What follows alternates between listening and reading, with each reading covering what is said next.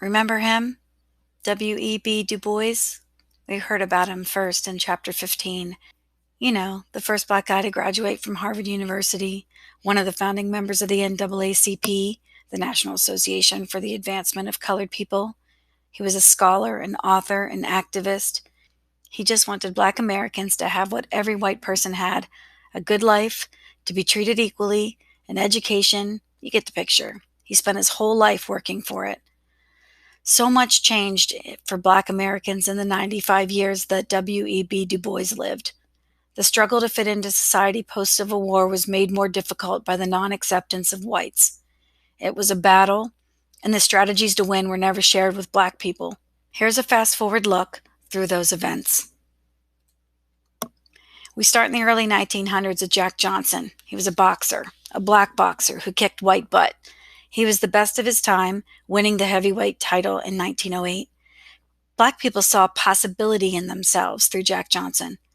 White people saw power, power over them. Take a listen to a part of chapter 16, read by Miss Cacho. Black people used black fighters as a way to symbolically beat on white American racism. White people use white fighters to prove superiority over black people in the ring, and therefore in the world.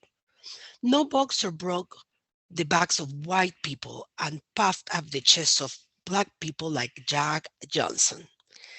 He was the most famous black man in America and the most hated because he was the best.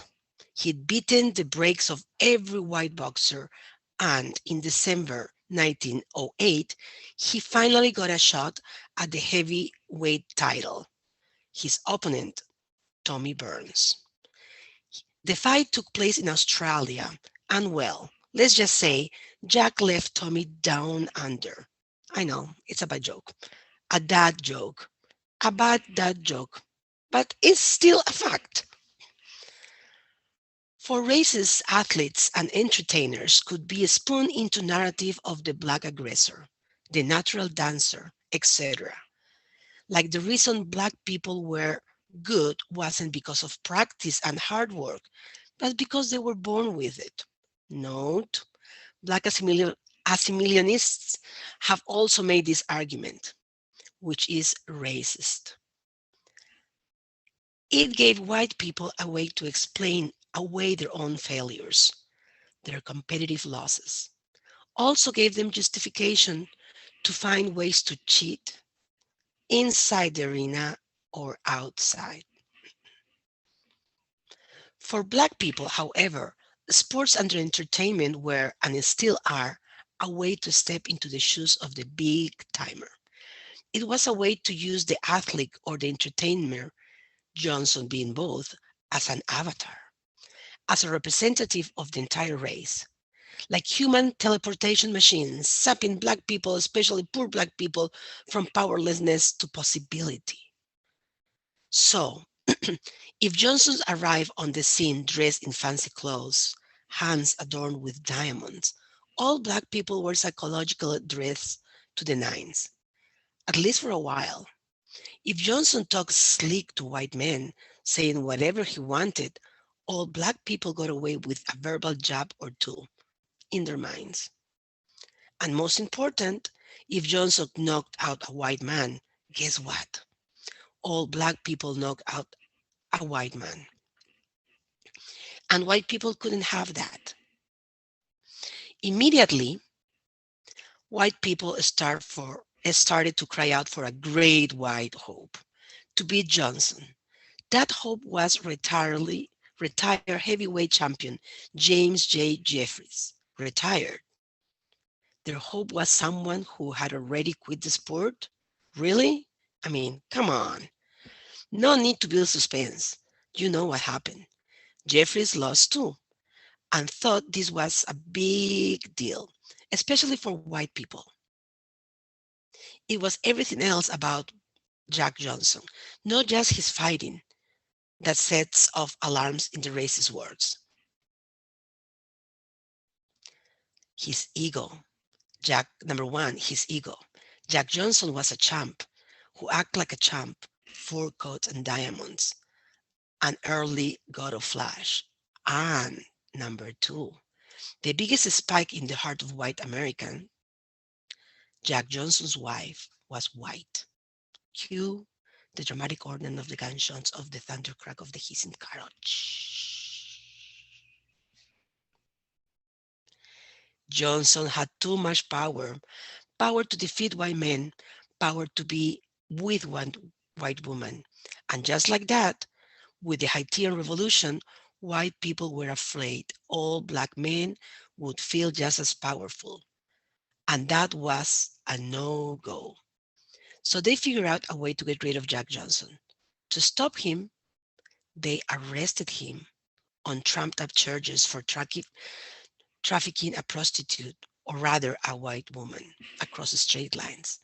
He ran, spent 7 years out of the country before turning himself in and doing a year in jail. So now you know why white people just couldn't have people like Jack Johnson around, why they had him arrested, and they had to think of a way to put the spotlight back on white people and at the same time bring back all that old racist BS. So someone wrote a book, and it was bigger than Jack Johnson.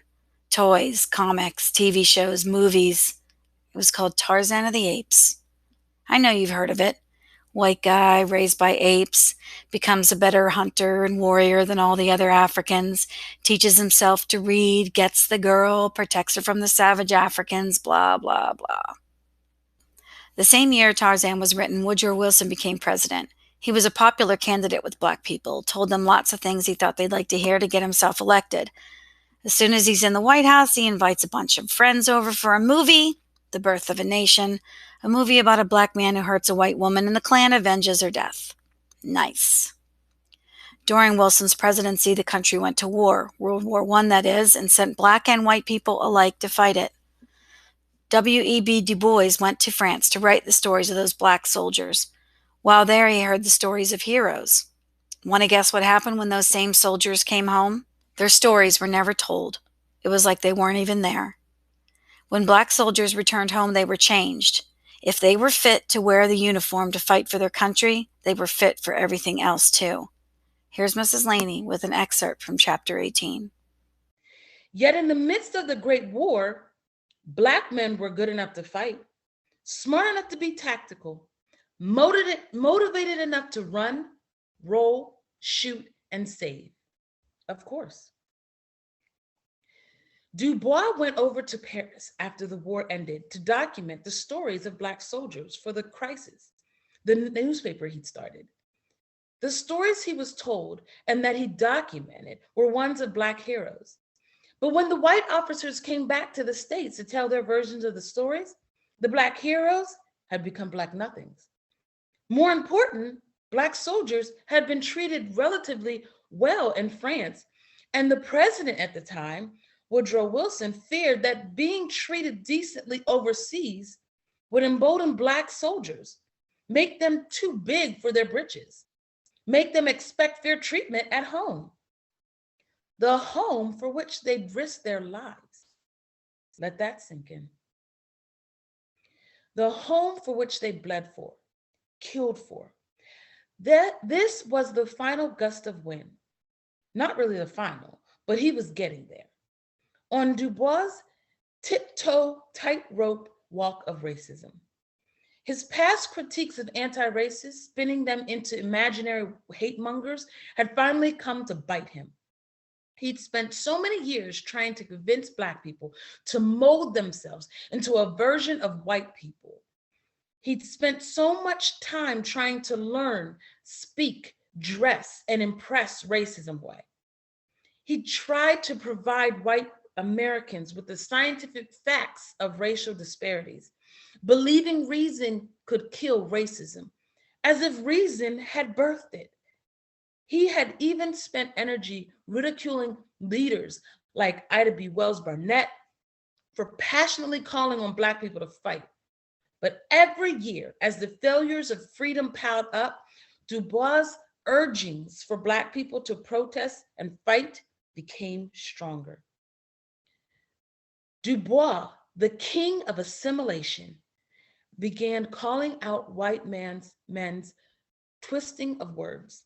It was time for a new Negro, he preached. One that would no longer sit quietly, waiting to assimilate. In 1919, when many of these soldiers came home from war, they came home as new Negroes. This time period was also known as the Great Migration. Black families left the South in waves. The population of Chicago grew by 148%, the population of Philadelphia by 500%. Take a listen to part of Chapter 17, read by Miss McCutcheon.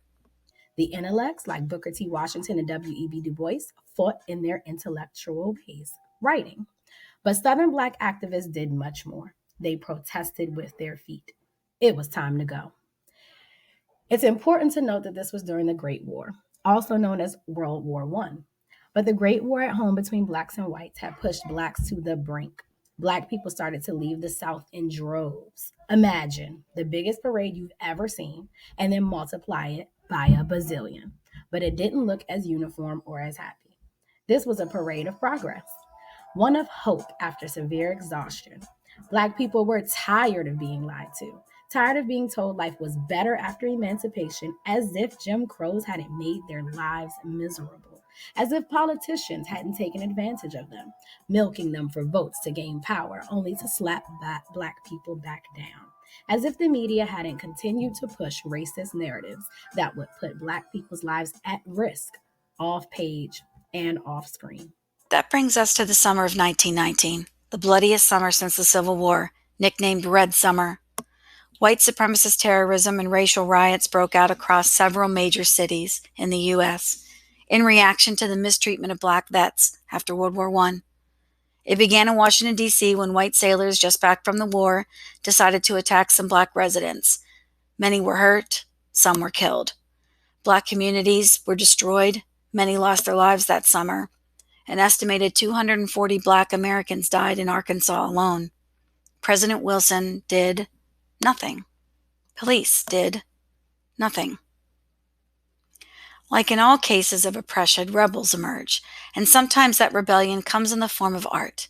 Langston Hughes, Ma Rainey, Bessie Smith, Josephine Baker, Marcus Garvey, Countee Cullen, Louis Armstrong, Aaron Douglas, Zora Neale Hurston. If you don't recognize those names, you're missing out. The 1920s saw some of the most talented artists and musicians rise. It was a time of rich cultural and intellectual expression, and it became known as the Harlem Renaissance. They wrote, danced, sang, and painted their truths, even if it went against W.E.B. Du Bois' recommendations for white acceptance. The Great Depression hits. Presidents Herbert Hoover and Franklin Delano Roosevelt struggled to get Americans through really hard times. Then World War II begins. While Americans, both white and Black, went to fight the battle overseas, Black America's Double V campaign began on the home front. Double V for victory in the war abroad and victory from the war within their own country. Very little irony was lost on Black people that the U.S. was going to fight for Jewish freedom when they didn't even give that to 1/10 of their own population. The Double V campaign was successful, and it marked the start of the Civil Rights Movement. Two big civil rights cases were won under the presidency of Harry Truman: Shelley versus Kramer and Brown versus Board. Let's hear from Ms. Sotkoff. Black voters made Truman won. They made sure Truman won. And once he did, his administration brought forth a few game-changing civil rights cases. Shelley versus Kramer, 1948. The case was decided with the Supreme Court determining that the courts could not enforce whites-only real estate contracts in northern cities to keep out migrants and stop housing desegregation. This brought on the open housing movement, which basically exposed white people stopping Black people from living where they wanted to live. The fear was the same old fear. The Black people would make the neighborhoods dangerous, that their white daughters would be in danger, that the property value would go down. Some Black people wanted to live in white neighborhoods for validation. Some Black people were just looking for better housing options. Some white people were so afraid they literally packed up and left their homes. White flight. Brown versus Board of Education, 1954. I'm sure you've heard of this one. If you live in the South and go to a diverse school, this is why. This was the case that said racial segregation in public schools was unconstitutional. The results? The schools began to mix. What's really interesting about this case, though, something rarely discussed, is that it's actually a pretty racist idea.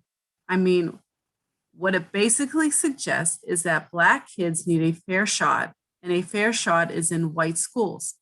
I mean, why weren't there any white kids integrating into Black schools? The assumption was that Black kids weren't as intelligent because they weren't around white kids, as if the mere presence of white kids would make Black kids better. Not true. A good school is a good school, whether there are white people there or not. Oh, and of course, people were pissed about this. Well, those two cases really ticked off some white people. Civil unrest was common, and a year after Brown versus Board came the death of 14-year-old Emmett Till.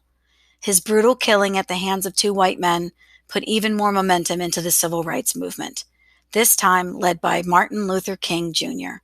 At this point, W.E.B. Du Bois is full-on anti-racist, giving his full support to MLK. Du Bois was inspired by the energy and the power of the nonviolent movement. The first of the nonviolent protests were the bus boycotts.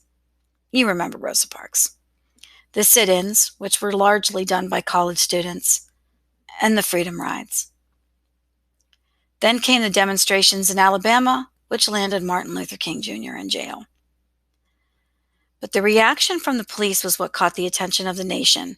Fire hoses breaking limbs and slamming people into buildings, dogs ripping into teenagers, officers clubbing marchers and protesters. Malcolm X, another civil rights activist, saw these images and mobilized the protesters who were just tired of the non-violent protests. The televised violence also led John F. Kennedy to push some civil rights legislation through Congress, and that was followed by a momentous event, the March on Washington. W.E.B. Du Bois didn't get to see it. He died the day before, at the age of 95. Another thing he didn't get to see was the Civil Rights Act of 1964 being signed into law. This law prohibits discrimination on the basis of race, color, religion, sex, or national origin. And that's Section 4 of the book. I know you didn't get to hear every word of the chapters in Section 4, but if you would like to read Section 4 of the book, you can find the ebook and the audio recordings on the stamped module in the Wood MS course. Section 5 is also posted if you want to read ahead. That's where we're going next.